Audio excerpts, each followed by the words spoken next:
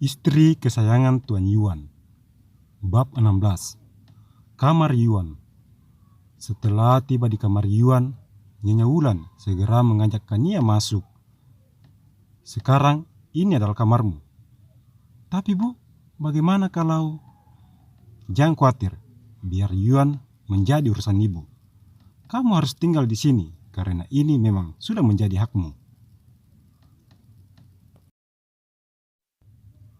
Tidak lama kemudian, Pak Tono dan kedua temannya kembali menghadap Nyonya Wulan. Semua pakaian Nyonya Kania sudah kami susun rapi dalam lemari. Apa masih ada yang bisa kami bantu sebelum kami pergi? Kurasa sudah cukup. Terima kasih banyak Pak Tono atas bantuannya. Sama-sama Nyonya. Kalau begitu kami permisi. Pak Tono dan kedua rekannya segera keluar dari dalam kamar Yuan. Sementara itu, di luar rumah, Yuan masih menenangkan Lydia. Gadis itu sepertinya tidak terima dengan kebijakan Nyonya Wulan tadi di meja makan. Ada hubungan apa keluarga kalian dengan gadis itu? Tadi sempat aku dengar ibumu memanggilnya anak dan gadis itu memanggil ibu. Tenanglah Lydia, Kania itu bukan siapa-siapa di rumah ini.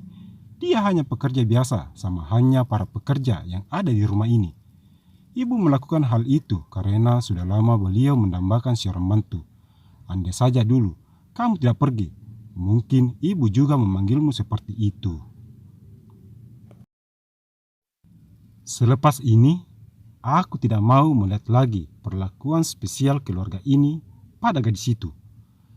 Lydia melangkah ke arah jalan poros, diikuti Yuan dari arah belakang dan menghentikan sebuah pengendara taksi yang kebetulan lewat dan langsung masuk ke dalam mobil. Lydia, biarkan aku yang mengantarmu pulang. Tidak usah. Ayo Pak, kita berangkat. Sedikit demi sedikit, sang pengemudi taksi mulai menjalankan kendaraannya.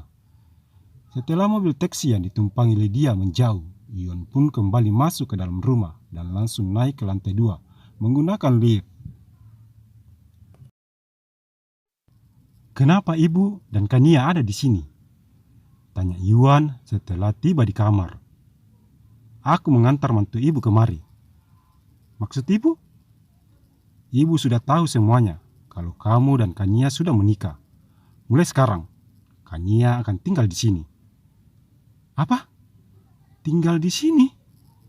Iya, benar sekali. Karena itu memang sudah menjadi haknya sebagai seorang istri. Yuan tidak mau. Kania bisa memilih kamar dimanapun Kania suka, tetapi jangan di sini. Yuan? Sejenak Nyonya Wulan terdiam dengan wajah sedih. Ibu. Yuan duduk di samping Nyonya Wulan dan memegang tangannya. Ibu tidak mau kalau Kania bernasib sama seperti ibu. Kania ini gadis baik-baik dan kita harus perlakukan juga dia dengan baik. Maafkan Yuan, Kania boleh tinggal di sini, asal ibu tidak bersedih lagi. Walau Yuan terlihat tegas, kalau itu menyangkut ibunya, maka Yuan tidak akan rela kalau sampai ibunya bersedih. Kalau kamu tidak ikhlas, biarkan Kania tinggal bersama ibu. Kania dan ibu adalah dua perempuan yang memiliki nasib yang sama. Orang yang kami yakini sebagai pelindung ternyata tidak bisa menjaga kami dengan baik. Nyonya Wulan dengan perasaan masih sama. Ibu, Yuan ikhlasnya. Genggam Yuan pada tangan ibunya. Seketika Nyonya Wulan tersenyum. Dramanya benar-benar berhasil membuat Yuan menerima kehadiran Kania untuk tinggal di sana. Terima kasih banyak nak. Ibu sangat bangga memiliki putra sepertimu. Kamu baik dan juga bertanggung jawab. Nyonya Wulan mengusap lembut rambut hitam Yuan. Yuan juga bangga memiliki ibu yang baik hati dan penyayang sepertimu. Kania terus memperhatikan keduanya. Kania benar-benar takjub melihat kasih sayang yang terjalin antara ibu dan anak. Kalau begitu, ibu permisi. Kania, kamu baik-baik di sini dan lakukan tugasmu dengan baik sebagai seorang istri pada suaminya. Kania mengangguk pelan dan mengantar Nyonya Wulan keluar dari dalam ruangan itu. Setelah kepergian Nyonya Wulan, Kania kembali masuk ke dalam kamar dan duduk di sofa. Kamu pasti melakukan ini agar ibuku bersimpati padamu, bukan? Yuan yang saat itu masih duduk di tempatnya. Aku tidak pernah melakukan itu. Ibu sendiri yang menginginkan agar aku tinggal di sini. Baiklah kalau begitu. Mulai sekarang kamu boleh tinggal di sini. Tapi bila malam sudah tiba, kamu boleh pindah ke kamar sebelah. Jika itu yang terbaik bagi Tuan, saya setuju. Baiklah kalau begitu. Siapkan air hangat untukku, karena aku mau mandi sekarang. Tanpa menjawab, Kania melangkah ke arah kamar mandi untuk mengerjakan perintah Yuan. Tidak lama kemudian kembali Kania keluar dari dalam kamar mandi. Semuanya sudah siap, Tuan. Anda boleh mandi sekarang. Ucapnya lalu kembali ke sofa. Tanpa menjawab, Yuan pun segera masuk ke dalam kamar mandi. Gemercik air dalam kamar mandi mulai terdengar, menandakan kalau Yuan sedang melakukan ritual mandinya. Sambil menunggu Yuan, Kania berbaring di atas sofa, hingga tidak terasa dia terlelap dalam mimpi indahnya. Sedikit demi sedikit, pintu kamar mandi mulai terbuka, dan keluar Yuan dari dalam sana dengan mengenakan pakaian lengkap. Baru dibilangi, kalau mau tidur ke kamar sebelah, dianya malah tidur di sini.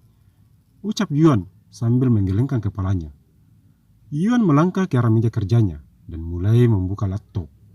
Tidak lama kemudian, Yuan kembali berdiri, lalu melangkah ke arah pembaringan.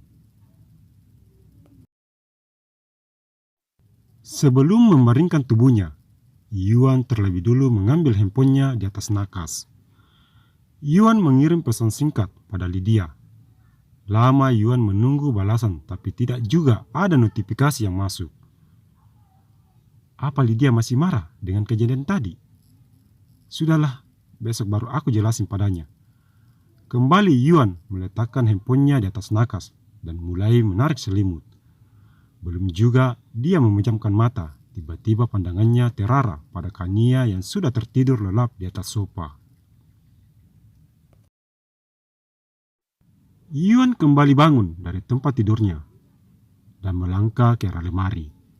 Sedikit demi sedikit, Yuan mengeluarkan bantal dan selimut dari dalam sana dan membawanya ke arah sofa. Merepotkan sekali. Yuan sedikit mengangkat kepala Kania dan meletakkan bantal di bawahnya. Sesaat, Yuan menatap wajah Kania yang tertidur dengan damai. Ternyata gadis ini cantik juga bila diperhatikan dengan saksama. Benar kata ibu, kalau Kania ini gadis yang baik. Dia rela berkorban demi keluarganya di usianya yang masih belia. Yuan menyingkirkan helai demi helai rambut yang menutupi wajah cantik Kania. Setelah menatap wajah cantik Kania, Yuan mengambil selimut dan menutup tubuh Kania. Setelah dirasa cukup, Yuan pun kembali ke pembaringan. Sedikit demi sedikit, Yuan mulai memejamkan mata dan masuk ke dalam alam mimpi. Kicauan burung-burung di atas dahan dan kokok ayam jantan mulai terdengar menandakan pagi sudah tiba. Dengan pelan-pelan sekali, Kania membuka mata. Sesaat dia merasa heran dengan kondisi ruangan yang dia tempati saat itu.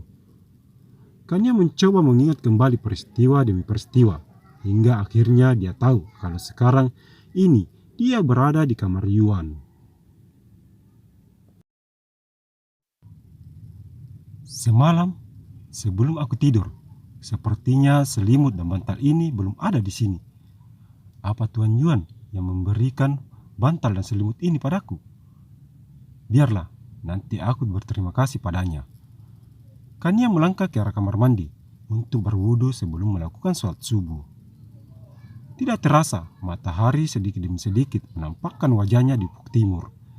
Semua tugas Kania sudah dia selesaikan, mulai dari menyiapkan air hangat buat Yuan sampai alat kerja Yuan sudah Kania masukkan ke dalam tas.